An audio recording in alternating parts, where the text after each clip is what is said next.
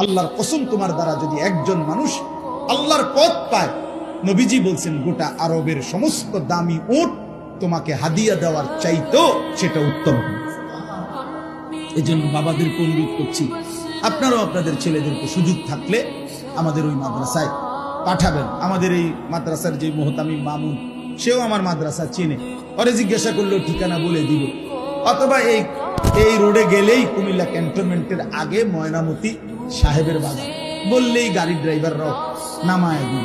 আল্লাহ তাআলা আমাদেরকে তৌফিক দেন। আল্লাহ তাআলা আমাদের আজ পর্যন্ত কোনোদিন মুসলমানদের উৎসব শবে বরাত একটা হিন্দু মসজিদে দেখার জন্য আসলো না। মুসলমানদের উৎসব শবে কদর একটা হিন্দু কোনোদিন চাওয়ার জন্য আসলো না।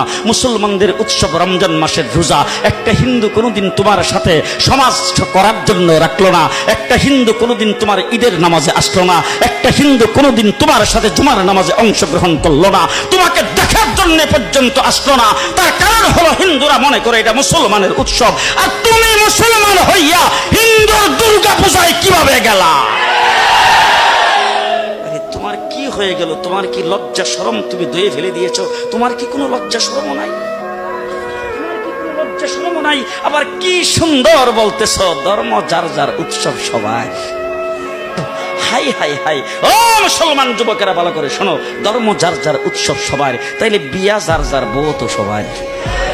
জি, বিয়ে যার যার বউ সবার, পুষ্কুনি যার যার মাস সবার, গাছ যার যার ফল সবার, ক্ষেত যার যার ফসল সবার, দোকান যার যার মাল সবার। এখন ঘুমাইছে কি কথা বলেন না কেন?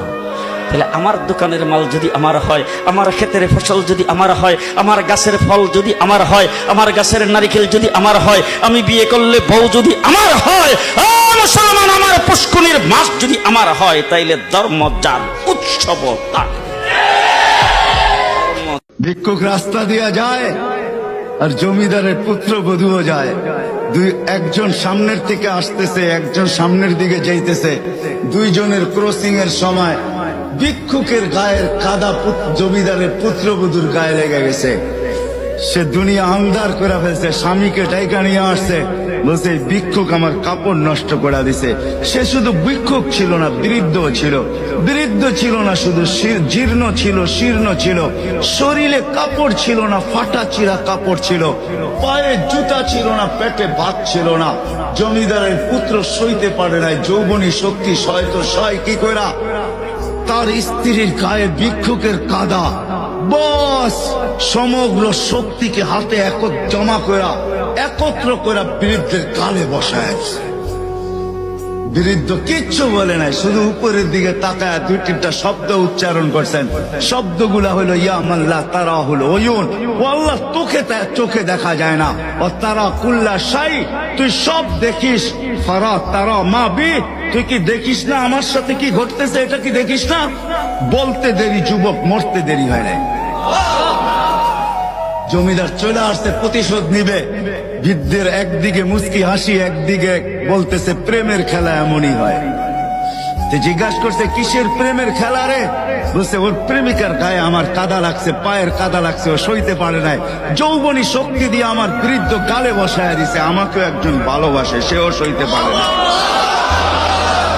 সেও সইতে পারে না, ও তো থাপ্পড় দিয়া ক্ষান্ত, সে জান নিয়ে নিছে জান। কোন সূরাতে বিসমিল্লাহ পড়তে হয় না? সূরা তাওবা। সরি, সূরা তাওবা।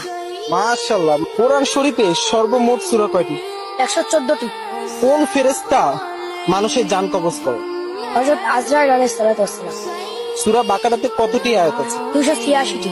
286টি। কোরআন শরীফের সবচেয়ে ছোট সূরা কোনটি? সূরা আল কাউসার। হযরত মুহাম্মদ সাল্লাল্লাহু আলাইহি সাল্লাম কিসের উপর ভর করে মেরাজে গিয়েছিলেন? বুরাক নামক একটি প্রাণীর